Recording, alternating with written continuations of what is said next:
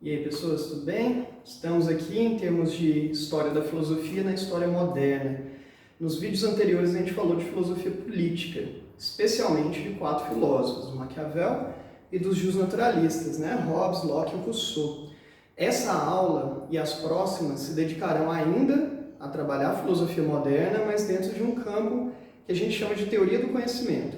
A teoria do conhecimento é um campo destinado a refletir sobre o processo de reflexão, costumo dizer. É uma área muitíssimo próxima do que hoje é a psicologia, uma área da filosofia destinada a refletir sobre as capacidades da razão, Se a razão é inata, se a razão ela é adquirida empiricamente, se o ser humano tem habilidades cognitivas que podem ser mensuradas, qualificadas ou compreendidas filosoficamente, E, além disso, a teoria do conhecimento é uma área vinculada à identificação da nossa percepção da realidade, sensorial, inclusive. E há 3 grandes teorias filosóficas em torno disso. A primeira é o racionalismo, que se destacam 3 filósofos. Este daqui, o René Descartes, que é o tema da aula de hoje, o Leibniz e o Spinoza, ali entre os racionalistas. Só que desses 3, disparadamente, aquele que mais aparece nos vestibulares e no Enem é o René Descartes. Então,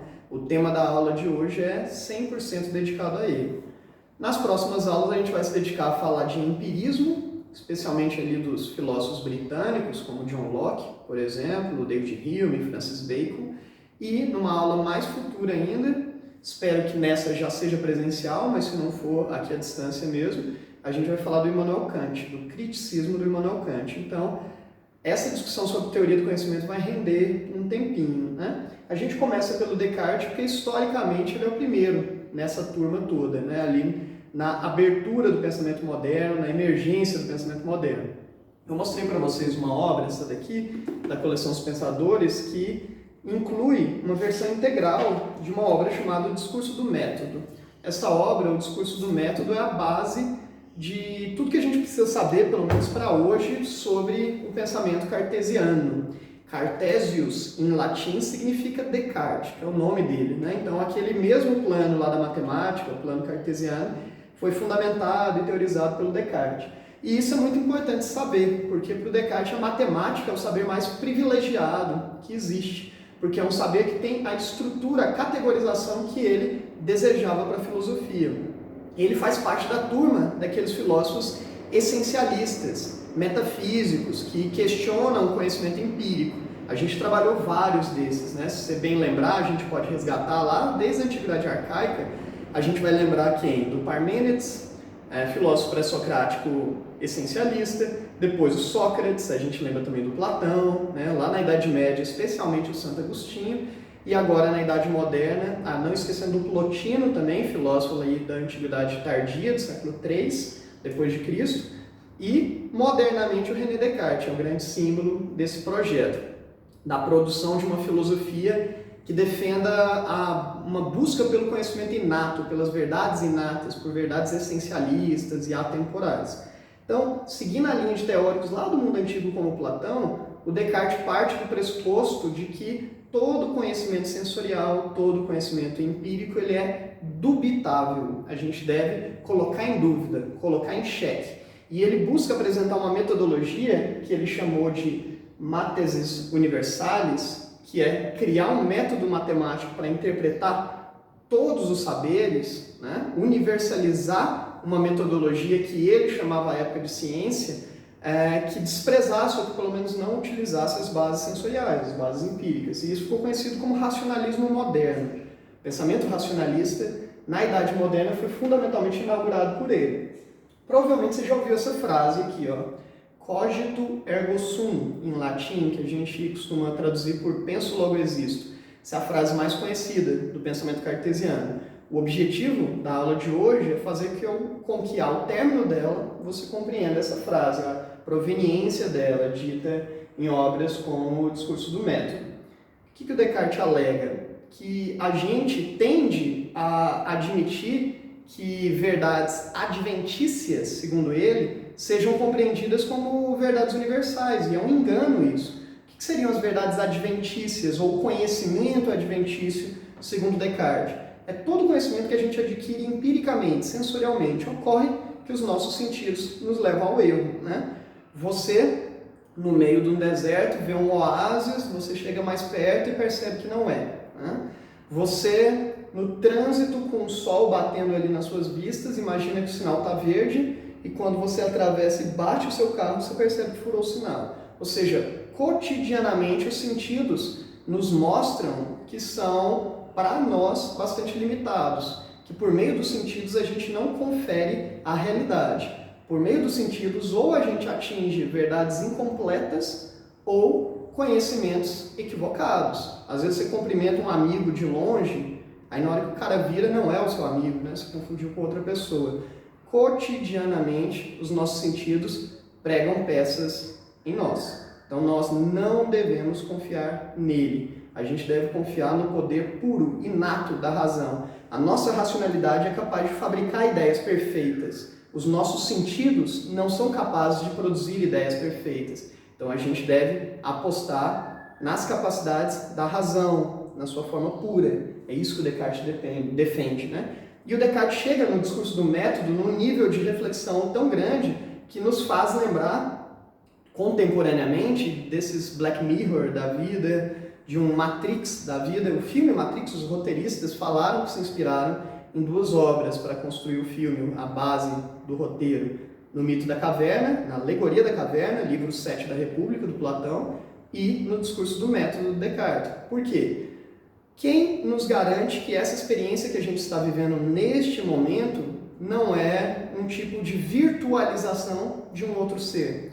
Eu costumo brincar em sala que quem nos garante que esta vida não é um grande The Sims que tem um jogador chamado Deus, que está fundamentalmente produzindo essa realidade para nós. E na verdade isso aqui é uma grande virtualidade, né? Seja a gravação aqui online, ou seja as aulas presenciais. O nosso corpo é uma espécie de máquina que faz operacionalizar algo que é abstrato, que é a nossa consciência. Para tentar explicar o Descartes, eu costumo sempre comparar com a inteligência artificial, com o computador. Pensa num hardware, pensa num software. O hardware é a parte dura, né? É a parte física do computador. O software é a parte programática. O Descartes, lá na Idade Moderna, no início da Idade Moderna, estava pensando isso. O que compõe na natureza humana a parte física é o cérebro. E o que compõe, digamos, a parte programática seria o que a gente chama de mente. Enquanto o cérebro, fisicamente, ele é limitado, a gente pode dimensionar o tamanho dele, a quantidade de neurônios ou coisas do tipo, a mente, a capacidade de conexões neurais, ela é absolutamente ilimitada. É isso que o Descartes está defendendo, né? A gente deve apostar naquilo que é capaz de produzir ideias perfeitas, na mente, na capacidade pura da mente, né? A ponto de duvidar da realidade em que vivemos. Então, a primeira operação filosófica que o Descartes defende é duvidar de absolutamente tudo, tudo. Duvidar que vocês aí do outro lado, me vendo na câmera, existe, duvidar que Deus existe, duvidar que este mundo existe, que tudo possa ser eventualmente um sonho, uma virtualização e que em algum momento eu possa acordar em uma outra realidade. Eu tenho que considerar pelo menos essa hipótese. E para refletir deste modo, Descartes criou uma série de regras de métodos que se pautam em 4 etapas, que eu descrevi aqui, não sei se está dando para vocês enxergarem bem, mas eu escrevi aqui no quadro, as 4 regras do método cartesiano. A primeira regra é o que ele chamou de regra da evidência. O que seria a regra da evidência?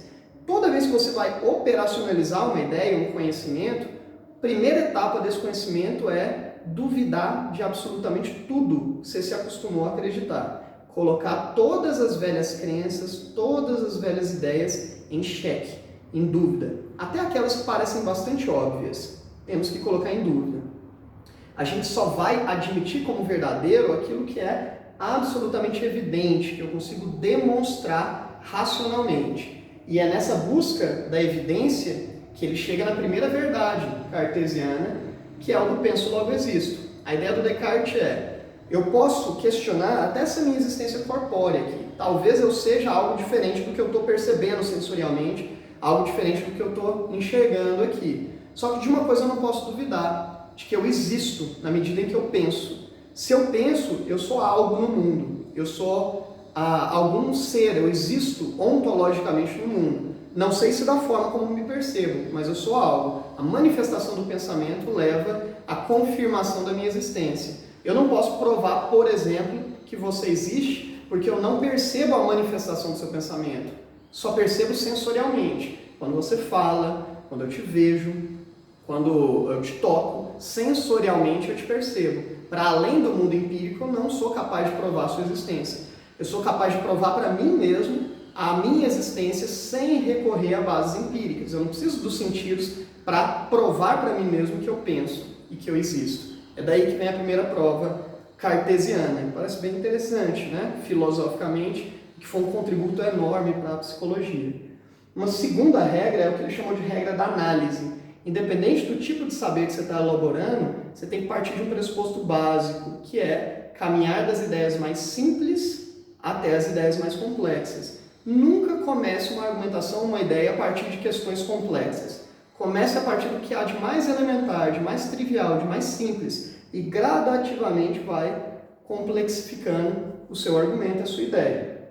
Terceira coisa é o que ele chama de regra da síntese, que é dividir as questões que você está fundamentalmente elaborando, pensando, compartimentar os saberes, dividir os saberes. Para ele, por exemplo, há 3 tipos de saberes. Existem as ideias que são fictícias, que são claramente falsas, fantasiosas. Existem ideias que são adventícias, que são ideias de natureza empírica, que elas podem ser verdadeiras ou podem ser falsas. E existem as ideias inatas, que são ideias produzidas autonomamente pela nossa razão. Essas são indubitáveis, essas são absolutamente verdadeiras, inquestionáveis. E é a elas que a gente deve se direcionar, é elas que a gente deve buscar. Beleza. E última regra, que é o que ele chama de regra da enumeração, que consiste basicamente em revisão. Você desenvolveu a sua ideia, completou o seu argumento, o que você vai fazer? Voltar desde o princípio e revisar tudo em todas as suas etapas. O objetivo do Descartes é chegar em verdades absolutas, indubitáveis, exatas, perfeitas, tal como é a matemática, né? Ele admite uma outra ideia curiosa, mesmo sendo ele um filósofo moderno, que valorizava um tipo de compreensão racionalista, o Descartes chega à seguinte concepção: como é que eu, imperfeito, dotado de concepções corpóreas, materiais, sensoriais, consigo produzir ideias perfeitas? A ideia dele é que o que justifica seres imperfeitos produzirem ideias perfeitas seria a existência de um primeiro ser que fosse inteira perfeição. Então Descartes admite, no final do discurso do método, a existência de Deus, justamente como uma razão lógica para explicar a nossa capacidade de produzir ideias perfeitas, mesmo estando preso ao mundo empírico, mesmo estando preso dentro da realidade corpórea. Esses são os principais elementos que a gente confere ao pensamento cartesiano. Gostaria que vocês lessem bastante sobre Descartes, resolvessem exercícios, né? A gente vai acabar se transitando aí de algum modo por tira-dúvidas online e tal, cada um dentro de uma perspectiva, mas iremos nos transitar ainda. Então, leia sobre Descartes, resolva os exercícios sobre ele e, havendo dúvidas, me procure, tá bom? Grande abraço para vocês. Na próxima aula a gente vai falar dos empiristas e por hoje é só. Tchau, tchau.